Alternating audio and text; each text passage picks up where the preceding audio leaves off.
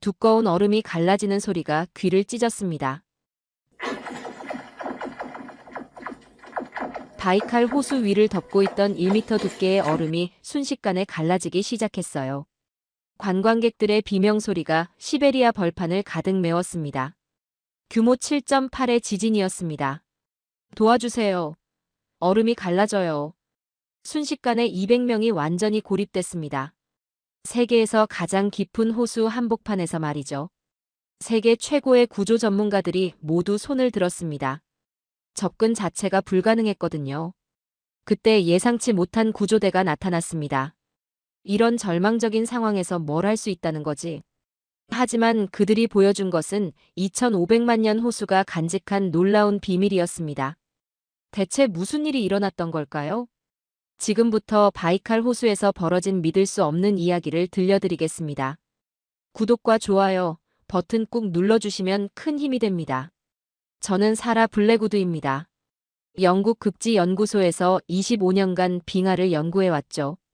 남극에서 북극까지 얼음과 관련된 모든 재난 현장을 경험했습니다. 2018년 2월 14일 오후 3시 27분. 그 순간을 평생 잊을 수 없습니다. 바이칼 호수에서 규모 7.8의 강진이 발생했습니다. 지구에서 가장 깊은 호수가 분노한 듯 흔들렸어요. 긴급 상황입니다. 아론섬 관광객들이 완전히 고립됐습니다. 러시아 비상사태부에서 급히 연락이 왔습니다. 국제 관광객 200명이 섬에 갇혔다는 거였어요. 문제는 지진으로 호수 얼음이 거대하게 갈라진 것이었습니다. 1미터 두께의 견고한 얼음이 마치 유리처럼 쪼개져 버렸거든요. 헬기 접근이 불가능합니다. 바람이 너무 강해요. 얼음 조각들이 너무 위험합니다. 선박 접근도 막혔어요. 상황은 절망적이었습니다. 기온은 영하 30도까지 떨어지고 있었고 고립된 사람들에게는 식량이 하루치밖에 없었어요. 블랙우드 박사님, 이번 구조작전을 총지휘해 주십시오. 전 세계에서 극지 구조 전문가들이 모였습니다. 캐나다, 노르웨이, 핀란드. 최고의 팀들이었죠. 하지만 모두가 같은 결론에 도달했습니다. 현재 기술로는 접근이 불가능합니다. 최소 일주일은 기다려야 해요. 일주일이면 사람들이 모두 죽습니다. 그때였습니다. 뜻밖의 소식이 들려왔어요. 한국에서 구조팀이 온다고 합니다. 한국에서요? 이런 극지 상황에 무슨 경험이 있다고. 솔직히 말하면 기대하지 않았습니다. 한국이 극지 구조에 무슨 전문성이 있겠어요? 10년 전 알래스카에서 이누이트족 가이드가 개들 행동으로 위험을 경고했지만 무시했다가 눈사태로 동료를 잃은 적이 있었거든요. 하지만 그건 우연의 일치였을 뿐이라고 생각했습니다. 동물의 직감이나 전통적 방법을 맹신하면 안 된다고 더욱 확신하게 됐죠. 하지만 지금 상황에선 어떤 도움이라도 필요했습니다. 다음 날 오전 한국 구조팀이 도착했습니다. 안녕하세요. 대한민국 국립재난안전연구원 김성호입니다. 젊은 한국인 남성이 저에게 인사했어요. 그 뒤로 구조대원들이 줄지어 내렸습니다. 그런데 그들이 마지막에 내린 것들을 보는 순간 어이가 없었습니다. 그게 3마리였거든요. 죄송한데. 이게 뭡니까? 저희 특수구조견들입니다. 진돗개, 풍산개, 삽살개라고 하는데요. 한국 전통견들. 처음 들어보는 견종들이었어요. 하얀 개, 누런 개, 털이 긴 개. 마치 동네에서 아무 개나 데려온 것 같았죠. 김 대리님, 지금 상황이 얼마나 심각한지 아십니까? 저도 잘 알고 있습니다. 그래서 최고의 구조견들을 데려왔거든요. 최고의 구조견이라고요? 저는 코웃음을 쳤습니다. 독일 셰퍼드나 세인트 버나드도 아니고 들어본 적도 없는 아시아 개들이 무슨 최고라는 거죠? 하지만 첫 번째 정찰 임무에서 놀라운 일이 벌어졌습니다. 서구 구조견들이 얼음 위에서 완전히 길을 잃었어요. 노르웨이 팀 구조견 2마리가 얼음에 빠져 저체온증으로 후송됐고 핀란드 팀 허스키들도 바이칼 호수 앞에서는 완전히 무력했습니다. 저희가 한번 해보겠습니다. 김성호 대리가 나섰습니다. 그리고 한국 전통견 3마리를 풀어놓았어요. 잠깐 위험합니다. 하지만 놀라운 일이 벌어졌습니다. 한국 개들이 얼음 위를 조심스럽게 걸어가기 시작했어요. 하얀 진돗개가 앞장서고 풍산개와 삽살개가 일정한 간격을 두고 따라갔습니다. 그런데 이상했어요. 다른 개들이 빠졌던 그 위험한 구역을 완벽하게 피해가고 있었거든요. 10분 후 한국 개들이 돌아왔습니다. 그리고 하얀 진돗개가 제 발밑에 작은 나뭇가지를 떨어뜨렸어요. 안전한 루트의 표시입니다. 저 개가 길을 찾았어요. 김성호 대리의 말이 맞았습니다. 한국 개들이 표시한 길로 다른 구조견들을 보내자 이번에는 아무 문제 없이 목표 지점에 도달할 수 있었어요. 하지만 저는 여전히 의심스러웠습니다. 그냥 운이 좋았을 뿐이에요. 그런데 그날 밤 정말 끔찍한 소식이 들려왔습니다. 기온이 영하 40도까지 떨어질 예정입니다. 영하 40도. 사람이 밖에서 30분도 버틸 수 없는 온도였어요. 늑대떼가 나타났습니다. 그 다음날 새벽 끔찍한 소식이 들려왔어요. 최소 30마리 이상으로 보입니다. 아론섬으로 건너가서 관광객들을 위협하고 있어요. 상황이 급격히 악화됐습니다. 영하 40도의 극한 추위에 굶주린 시베리아 늑대떼가 얼음을 건너 섬으로 들어간 거였어요. 무전기로 섬 주민 바토 할아버지와 연락이 닿았습니다. 지진 때문에 먹이 사슬이 무너졌습니다. 굶주린 늑대들이 필사적으로 먹이를 찾고 있어요. 지금 섬 상황은 어떻습니까? 관광객들을 마을 회관에 모아뒀지만 늑대들이 점점 포위하고 있어요. 하지만 우리는 손을 쓸 수가 없었어요. 얼음이 너무 불안정해서 대규모 구조대가 섬에 접근할 수 없었거든요. 그때였습니다. 저희가 가보겠습니다. 김성호 대리가 나섰어요.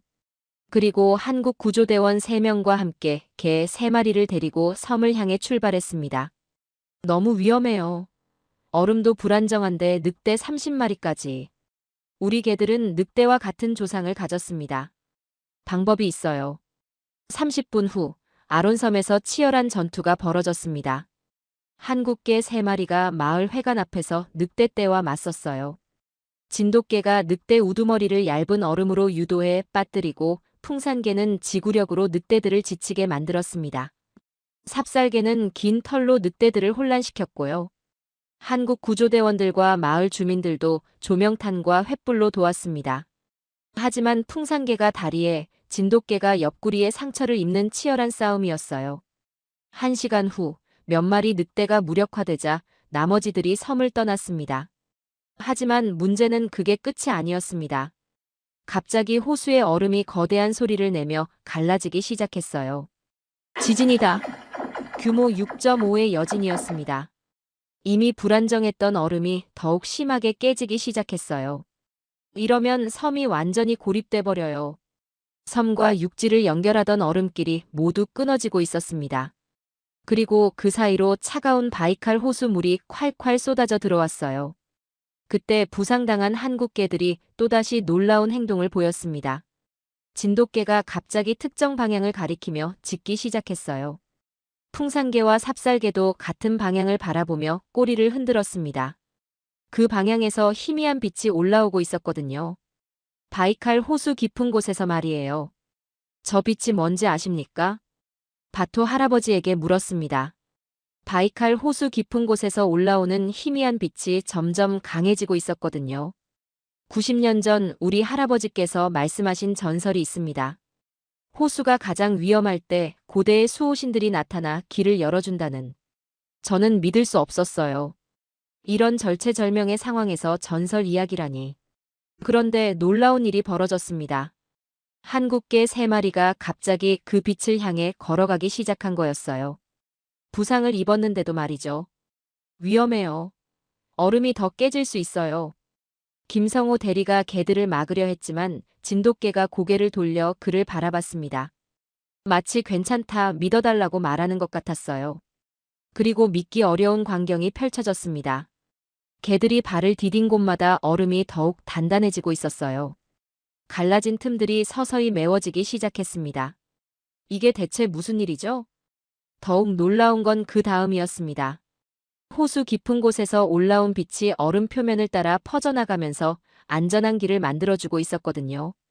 과학적으로 설명이 안 됩니다. 바토 할아버지가 흥분한 목소리로 말했습니다. 바로 저겁니다. 할아버지께서 말씀하신 빛의 길이에요. 한국 개들은 더욱 확신에 찬 걸음으로 앞장서기 시작했어요. 특히 진돗개는 마치 그 길을 예전부터 알고 있었던 것처럼 주저하지 않고 걸어갔습니다. 따라가 보시죠.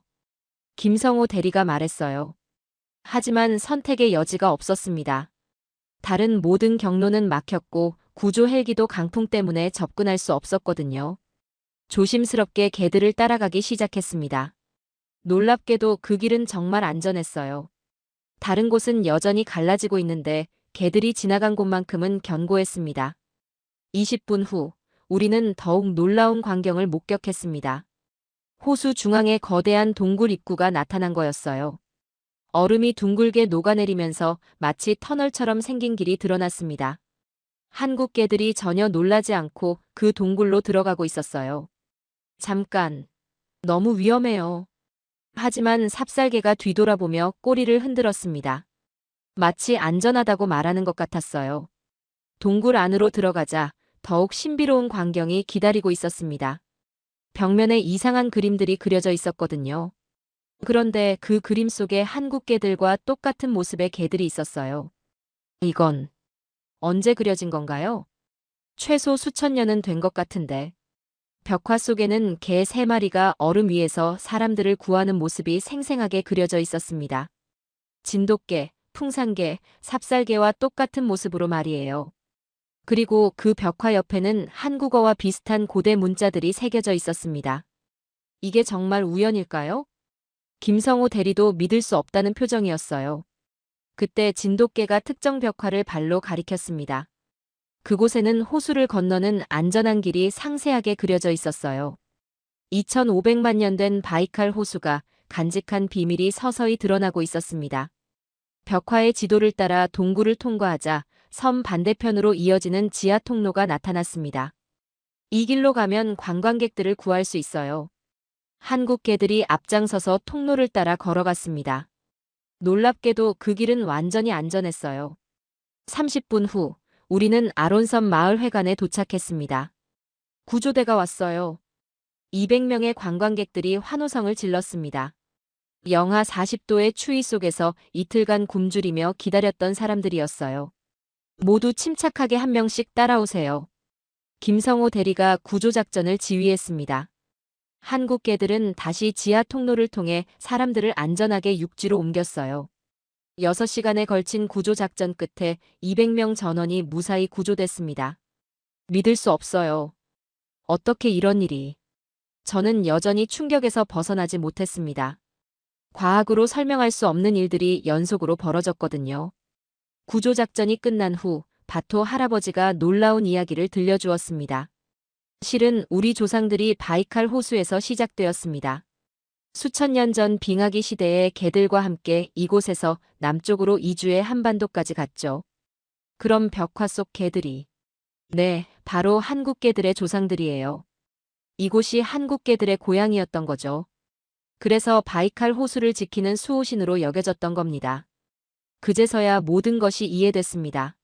한국 개들이 이곳을 처음 와봤는데도 길을 알고 있었던 이유, 위험을 미리 감지할 수 있었던 이유. 이곳이 바로 그들의 조상들이 살았던 고향이었던 거예요.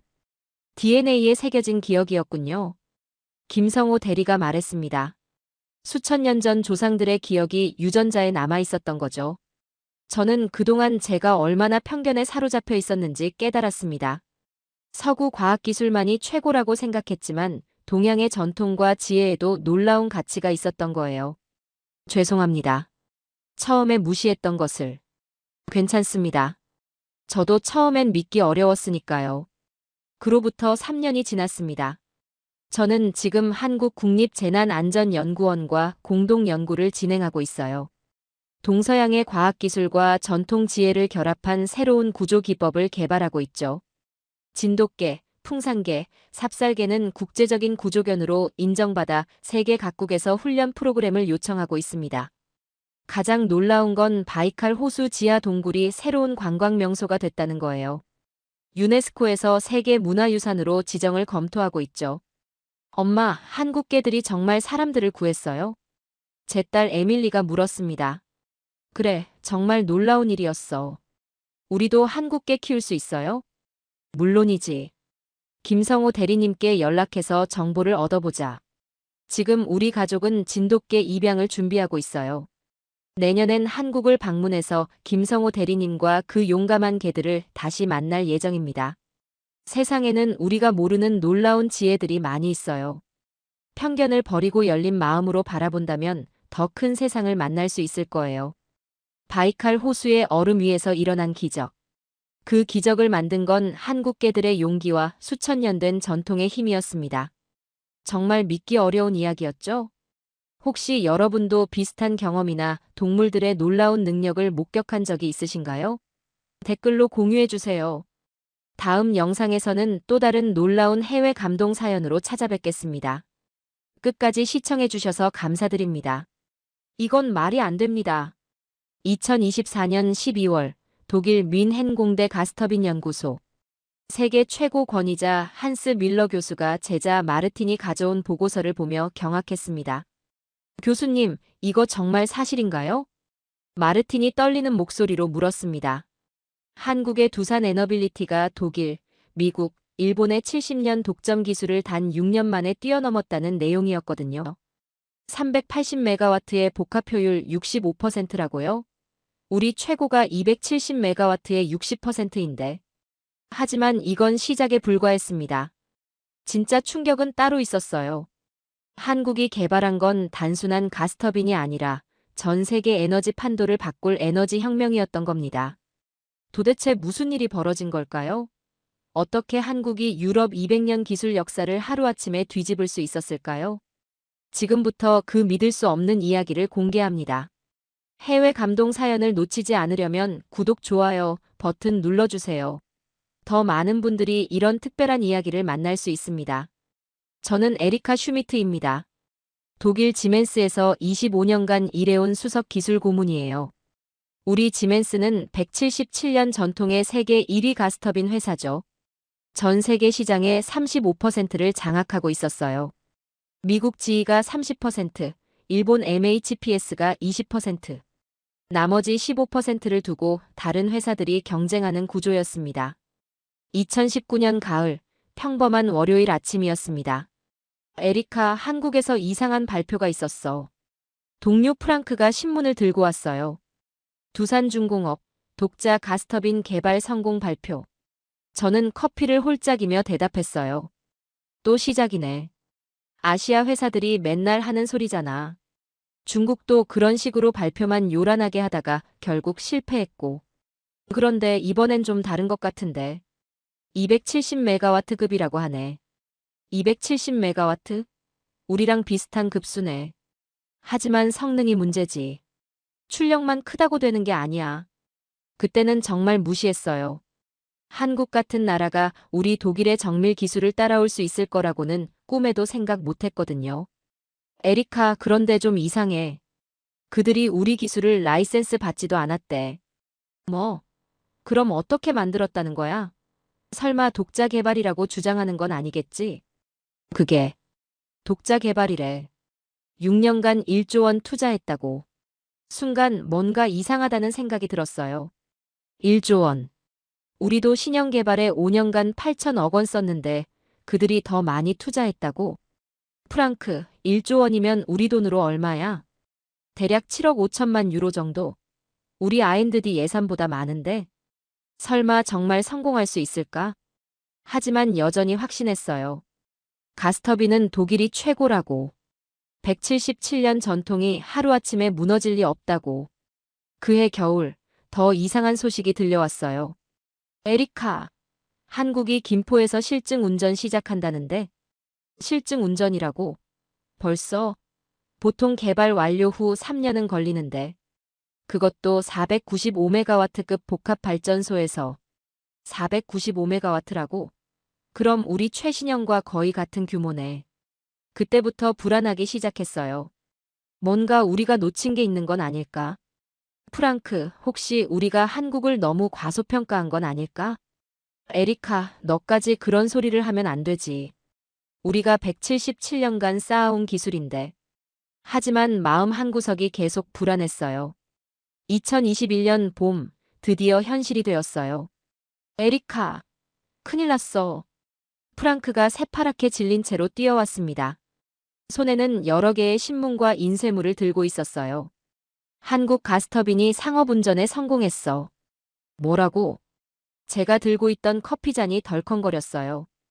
김포열병 앞 발전소에서 완벽하게 돌아가고 있다는데 그것도 아무 문제 없이. 제가 급하게 인터넷을 검색해봤어요. 정말로 한국 뉴스에 대서특필되어 있었습니다. 세계 5번째 가스터빈 기술 보유국. 한국의 쾌거. 미국, 독일, 일본, 이탈리아에 이어. 에리카 이거 봐. 성능 데이터가 나왔어. 프랑크가 보여준 자료를 보는 순간 저는 깜짝 놀랐어요. 출력 270메가와트 복합 효율 60.5% 배출가스 기준치 대비 30% 감소. 가동률 95% 이상 연속 가동시간 6000시간 이상. 우리랑 거의 비슷한 성능이네. 아니, 어떤 부분은? 아니야, 에리카. 일부는 우리보다 나은 것 같은데. 특히 배출가스 저감 부분은 우리가 25%인데 그들은 30%잖아. 그때 더 충격적인 소식이 들려왔어요. 한국이 해외 수주도 따냈대. 뭐? 벌써? 상업운전 시작한 지 겨우 몇 달인데 동남아시아 3개국이 관심을 보이고 있다는데 태국, 베트남, 인도네시아래. 가격은 어떻게 되는데? 그게 더 충격적이야. 우리보다 30% 저렴하다고. 순간 머리가 하얘졌어요. 성능은 비슷한데 가격까지 저렴하다고? 에리카, 이거 정말 심각한 문제 아닌가? 우리 고객들도 관심 보일 수 있어. 설마. 아직 하나의 성공 사례일 뿐이야. 하지만 속으로는 인정하고 싶지 않았어요. 25년간 제가 쌓아온 모든 경험과 지식이 흔들리는 느낌이었거든요. 에리카 회사에서 긴급회에 소집했어. 당장 가보자. 회의실에서 임원들의 표정은 심각했어요. 여러분, 한국 상황을 어떻게 봅니까? 베른하르트 부사장이 물었어요. 아직 한 건에 불과합니다. 너무 과민 반응하지 맙시다. 마케팅 팀장이 답했지만 목소리에 확신이 없었어요. 하지만 성능 데이터를 보면 일회성 성공과 지속적인 품질 유지는 다른 문제입니다. 하지만 저는 달랐어요. 뭔가 심상치 않다는 직감이 들었거든요. 팀장님, 한국 기술을 직접 분석해봐야 하지 않을까요? 에리카, 너무 신경 쓰지 마. 그들은 아직 초보야. 우리가 177년간 쌓아온 노하우를 몇 년 만에 따라잡을 수는 없어. 하지만 그날 밤 집에 돌아가서도 계속 신경이 쓰였어요. 한국의 30% 배출가스 저감. 우리도 10년간 연구했지만 25%가 한계였는데 2022년 여름 상황이 심각해졌어요. 에리카, 이번엔 정말 큰일이야. 프랑크가 또 뛰어왔어요. 이번엔 정말 심각한 표정이었습니다. 손에는 두꺼운 파일과 노트북을 들고 있었어요. 한국이 380메가와트급 개발에 성공했다는 소식이야. 380메가와트라고? 우리도 아직 개발 중인데? 제가 놀라서 의자에서 일어났어요.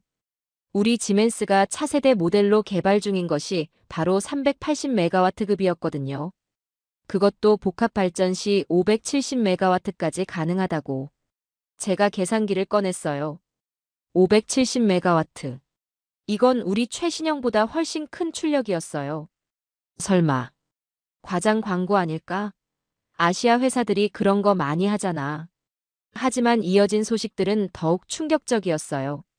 에리카, 이건 과장이 아닌 것 같아. 독립적인 성능 검증까지 받았대. 독립적인 검증이요? 한국전력기술과 한국기계연구원에서 공식 인증했어. 그리고 프랑크가 숨을 크게 들이쉬었어요. 중동 3개국과 계약 체결했대. 규모가 25억 달러라고. 25억 달러요? 제 목소리가 떨렸어요. 우리가 작년에 따낸 최대 계약이 18억 달러였는데. 사우디아라비아, UAE, 카타르래. 모두 우리 전통 고객사들이야. 우리 고객사들이 한국 제품을 선택했다고? 그 순간 정말 심각하다는 걸 깨달았어요. 중동 국가들은 성능과 신뢰성을 가장 중시하는 고객들이거든요. 그때 팀장 볼프강이 긴급 회의를 소집했어요. 여러분, 한국 상황이 심각합니다. 회의실에 모인 20명의 임원들 표정이 모두 어두웠어요. 저희 고객사들도 한국 제품에 관심을 보이기 시작했어요. 마케팅 담당 밀러가 보고했어요. 특히 가격 경쟁력 때문에 성능 대비 30% 저렴하다고 합니다. 기술적으로는 어떤 수준인가요?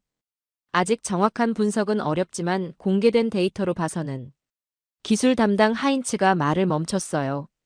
솔직히 말씀드리면 우리와 비슷하거나 일부 영역에서는 앞서는 것 같습니다. 회의실이 조용해졌어요. 에리카, 내가 한국에 가서 직접 확인해 보는 게 어떨까? 볼프강 팀장이 저를 보며 말했어요. 저요? 25년 경력의 기술을 가장 잘 아는 사람이 너니까. 그리고 객관적인 판단력도 뛰어나고. 하지만 그들이 받아줄까요? 경쟁사인데. 이미 연락해봤어. 두산 측에서 환영한다고 하더라. 정말요? 오히려 자신들의 기술을 보여주고 싶어 했어. 그렇게 저는 한국행을 결정했어요. 과연 그들이 정말로 우리와 비슷한 수준에 도달했는지 직접 확인하기 위해서요. 에리카, 객관적으로 평가해줘. 감정에 휘둘리지 말고. 네, 알겠습니다. 하지만 속으로는 여전히 반신반의했어요. 한국이 정말로 177년 독일 기술을 6년 만에 따라잡았을까? 인천공항에 도착한 순간부터 뭔가 달랐어요. 공항 시설이 우리 프랑크푸르트보다 더 현대적이고 효율적이었거든요. 체크인부터 수화물 찾기까지 모든 과정이 자동화되어 있었고 직원들의 서비스도 인상적이었어요. 독일에서 오셨어요? 두산 담당자가 저를 맞이해 주었어요. 김영수 부장이라고 자기소개를 했죠. 40대 중반 정도로 보이는 차분한 인상의 분이었어요. 네, 지멘스에서 왔습니다. 아, 저희가 정말 존경하는 회사예요. 177년 전통의 기술력, 많이 배우고 있습니다. 그의 겸손한 태도가 인상적이었어요. 경쟁사인데도 불구하고 진심으로 존경한다는 느낌이 들었거든요. 차를 타고 창원으로 가면서 김 부장과 긴 대화를 나눴어요. 사실 처음엔 정말 어려웠어요. 아무도 기술을 알려주지 않았거든요. 그럼 어떻게 하셨나요? 우리만의 방법을 찾아야 했죠. 전국의 대학과 연구소가 도와주었어요. 21개 대학, 4개 정부 연구소, 230개 협력업체가 참여했어요. 230개 협력업체라고요? 네, 볼트 하나부터 터빈 블레이드까지 모든 부품을 국내에서 조달할 수 있는 체계를 만들었어요. 창밖으로 보이는 한국의 풍경이 인상적이었어요. 곳곳에 공사 현장이 있고 새로운 공장들이 들어서고 있었고 뭔가 역동적인 에너지가 느껴졌거든요. 김 부장님, 솔직히 처음부터 성공할 거라고 확신하셨나요? 아니요, 전혀요. 사실 중간에 포기하려고 했던 적도 많았어요. 그럼 왜 계속하셨나요? 우리나라에 꼭 필요한 기술이었거든요. 에너지 독립을 위해서는 반드시 해야 할 일이었어요. 그의 진지한 표정을 보니 뭔가 마음에 와 닿았어요. 여기가 저희 공장입니다. 두산 에너빌리티 창원 공장에 도착한 순간 저는 정말 놀랐어요. 규모가 상상보다 훨씬 컸거든요. 게이트를 지나니 끝이 보이지 않을 정도로 넓은 부지에 여러 개의 거대한 건물들이 들어서 있었어요.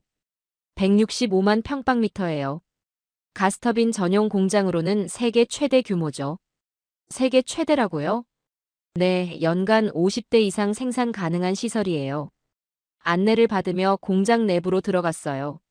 최신 장비들이 가득했고 젊은 엔지니어들이 열정적으로 일하고 있었어요. 독일의 장인 정신과는 다른 뭔가 활기찬 에너지가 느껴졌어요. 평균 연령이 34세예요. 아마 세계에서 가장 젊은 가스터빈 개발팀일 거예요. 34세라고요? 우리는 평균 48세인데. 젊은 인재들이 새로운 아이디어를 많이 제안해 주세요. 기존 틀에 얽매이지 않고요. 연구소 건물로 이동하는데 건물 자체도 인상적이었어요. 유리로 된 현대적인 외관의 내부는 개방적인 구조로 되어 있었죠. 이 연구소에만 1,500명의 연구원이 있어요. 1,500명이요? 네, 박사급이 300명, 석사급이 800명, 나머지는 학사급이에요. 연구소에서 박민준 박사를 만났어요.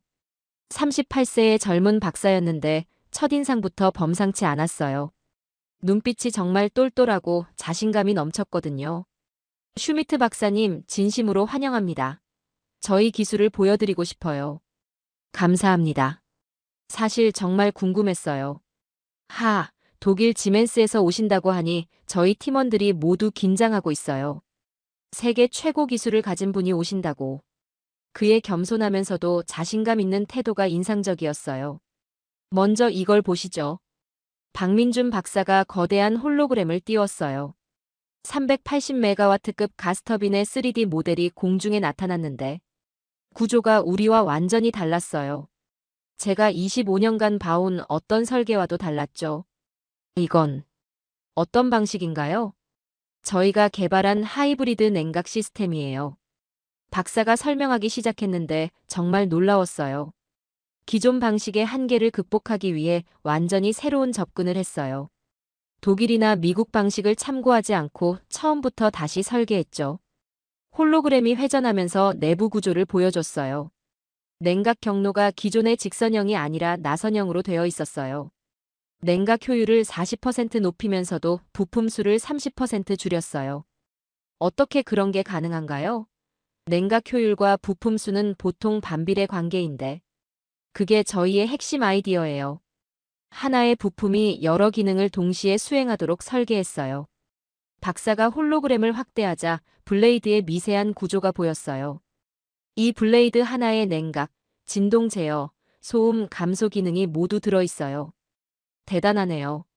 이런 아이디어는 어떻게? 6년간 수천 번의 시뮬레이션과 실험을 거쳤어요. 실패를 두려워하지 않았죠. 그때 실물을 가져왔어요.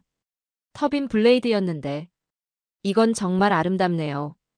25년간 가스터빈을 봐왔지만 이렇게 정밀하고 우아한 블레이드는 처음이었어요. 표면이 거울같이 매끄러우면서도 복잡한 내부 구조가 투영되어 보였어요. 1650도에서 작동할 수 있어요. 저희만의 소재 기술이죠. 1650도요? 우리가 1520도인데 130도나 높네요. 네, 그리고 수명도 기존 대비 50%더 길어요. 8000시간 연속 가동이 가능해요. 제가 급하게 계산해봤어요. 우리 최신형이 5000시간인데. 박사님, 혹시 이 소재 기술은 어디서? 30년간 축적한 국내 소재 연구소들의 기술을 집약했어요. 포스코, LG화학, 삼성전자 등이 참여했죠. 점점 놀라움이 커졌어요. 이건 단순히 우리를 모방한 게 아니라 완전히 새로운 접근 방식이었거든요. 박사님, 혹시 저희 지멘스나 지이 기술을 베이스로 하신 건가요? 전혀요. 처음부터 저희가 독자 개발했어요. 오히려 기존 기술의 한계를 뛰어넘으려고 노력했죠. 정말 순수 국산 기술이라는 거군요. 네, 볼트 몇 개 빼고는 100% 자체 기술이에요. 그 말을 듣는 순간 저는 뭔가 전율을 느꼈어요. 이들이 정말로 새로운 길을 개척한 거였어요. 그런데 박사님, 가장 어려웠던 부분은 뭐였나요? 아무래도 초기 3년이었죠. 아무도 가능하다고 믿지 않았거든요. 사내에서도요? 네, 심지어 저희 팀 내에서도 의견이 갈렸어요. 하지만 CEO가 끝까지 믿어주었죠. 박사의 눈에서 진한 감정이 느껴졌어요. 실제 테스트를 보시겠어요? 박민준 박사의 제안에 저는 즉시 동의했어요. 25년간의 경험으로 봐서는 실제 성능 테스트를 봐야 진짜 실력을 알 수 있거든요. 테스트 시설로 이동하는데 규모가 정말 대단했어요. 독일 본사 테스트 시설보다 더 크고 현대적이었죠. 여기서 모든 성능을 검증해요. 24시간 365일 테스트가 가능한 시설이죠. 거대한 가스터빈이 설치되어 있었고 주변에는 수십 개의 모니터가 번쩍이고 있었어요.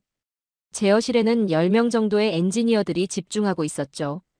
380메가와트급입니다. 복합 발전 시에는 570메가와트까지 가능해요. 570메가와트요? 정말 그 정도까지. 네, 저희만의 복합 시스템 때문이에요. 증기 터빈과의 연계 효율을 극대화했거든요. 테스트가 시작됐어요. 먼저 단독 가동부터 시작하겠습니다. 터빈이 돌기 시작하자 첫 번째로 놀란 건 소음이었어요. 우리 터빈보다 훨씬 조용했거든요. 우리보다 훨씬 조용하네요. 소음 저감 기술도 새로 개발하신 건가요? 네, 블레이드 형상 최적화와 케이싱 내부 구조 개선으로 소음을 40% 줄였어요. 모니터의 출력이 실시간으로 표시됐어요. 50메가와트, 100메가와트, 150메가와트. 아직 여유가 있네요. 200메가와트, 250메가와트, 300메가와트. 우리 최신형과 비슷한 수준이군요. 350메가와트, 380메가와트, 380메가와트 달성. 모든 계기판이 정상을 표시했어요. 진동, 온도, 압력 모든 수치가 완벽했죠. 효율은 어떻게 되나요? 단독 가동 시 42%예요. 42%라고요? 우리가 40%인데. 이제 복합 발전 모드로 전환합니다. 증기 터빈과 연계되면서 출력이 다시 올라가기 시작했어요. 420메가와트, 450메가와트, 500메가와트. 정말 계속 올라가네요. 520메가와트, 550메가와트, 570메가와트, 570메가와트 달성. 복합 효율 65% 달성. 저는 입을 다물 수 없었어요. 65%. 우리 최고 기록이 62%인데. 정말로 해내셨네요. 지속 시간은 어떻게 되나요? 연속 8000시간 테스트를 마쳤어요. 성능 저하 없이요. 8000시간이요? 우리는 5000시간도.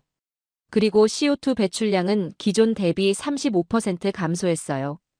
그 순간 깨달았어요. 한국이 정말로 우리를 뛰어넘었다는 걸. 박사님, 이 모든 성과가 정말 6년 만에 이뤄진 건가요? 네, 2017년 시작해서 2023년 완성했으니까 정확히 6년이죠. 어떻게 그런 단기간에. 저희에게는 절박함이 있었어요. 에너지 자립이라는 간절한 목표가 있었죠. 박사의 말에서 진정성이 느껴졌어요. 마지막으로 보여드리고 싶은 게 있어요. 박민준 박사가 저를 또 다른 건물로 안내했어요. 건물 입구에 미래기술연구센터라는 간판이 보였어요.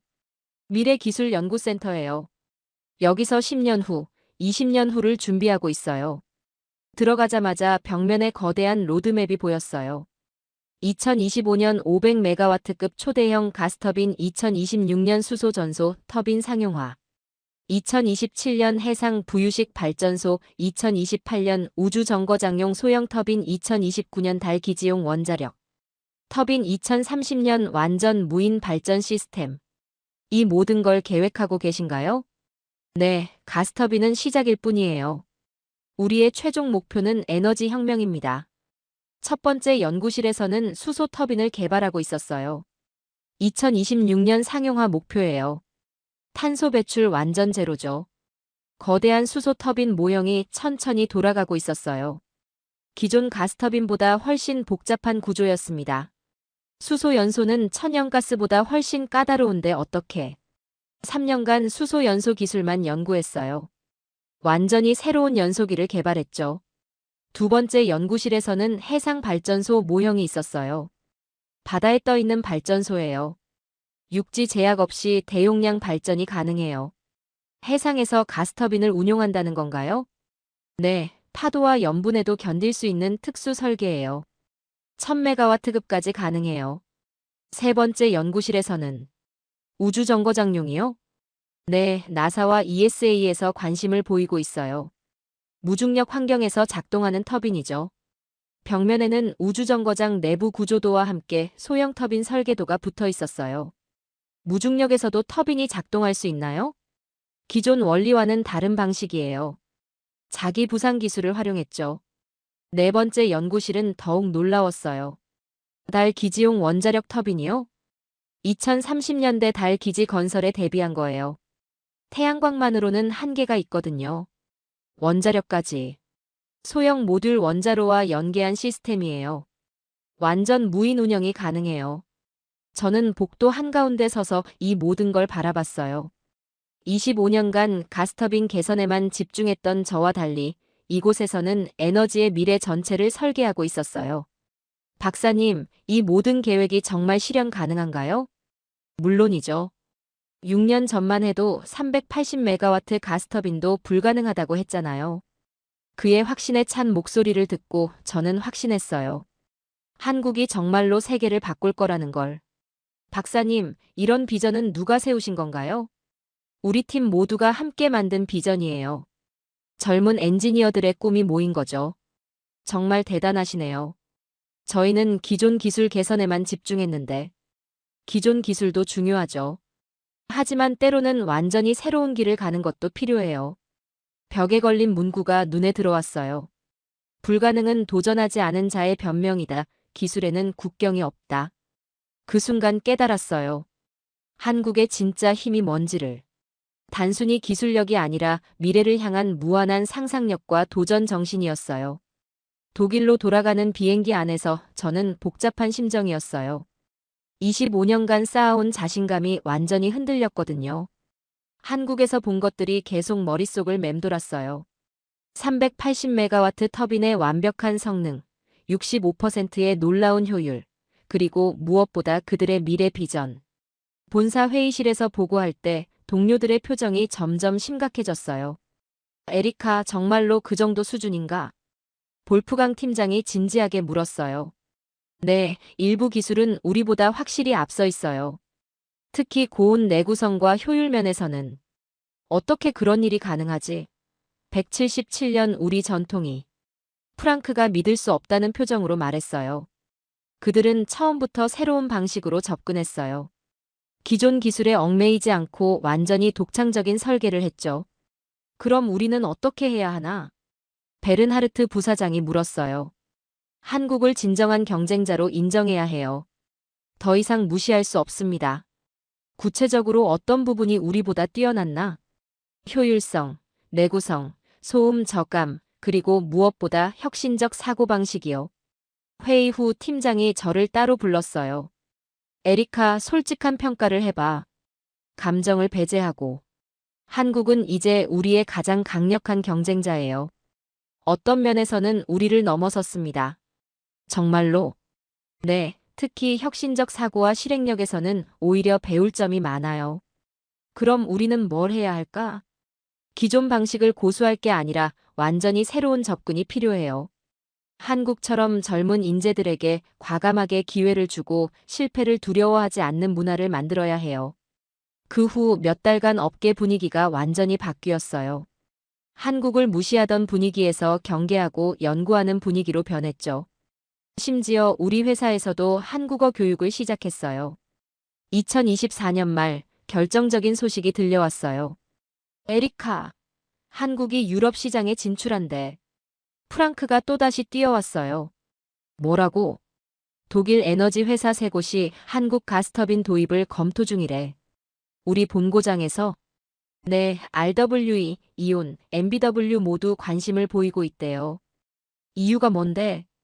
가격 경쟁력과 성능, 그리고 애프터 서비스까지. 모든 면에서 우리보다 유리하다는 평가예요. 그 순간 깨달았어요. 게임이 완전히 바뀌었다는 걸. 더 충격적인 소식도 들려왔어요. 에리카, 우리 회사에서 한국과 기술 협력을 검토 중이래. 기술 협력이요? 네, 특히 차세대 수소 터빈 분야에서 공동 개발을 제안했대요. 우리가 한국에 협력을 제안한다고? 177년 만에 처음 있는 일이래요.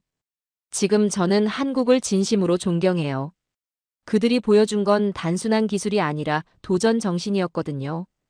불가능해 보이는 일도 포기하지 않고 끝까지 해내는 그 정신. 25년 전 젊은 엔지니어였던 저도 그런 열정이 있었는데 언제부턴가 안주하고 있었던 것 같아요. 기존 기술 개선에만 만족하고 새로운 도전을 피하고 있었죠. 한국을 보면서 다시 배우게 됐어요. 기술에는 국경이 없고 열정과 도전 정신 앞에서는 177년 전통도 무의미하다는 걸. 지난달에는 제가 직접 한국 연수 프로그램을 제안했어요. 우리 젊은 엔지니어들이 한국에서 배울 필요가 있어요. 정말로? 네, 새로운 사고방식과 접근법을 배워야 합니다. 회사에서 승인해줬고 내년부터 매년 10명씩 한국 연수를 보내기로 했어요. 한국은 이제 우리가 따라가야 할 나라가 되었어요.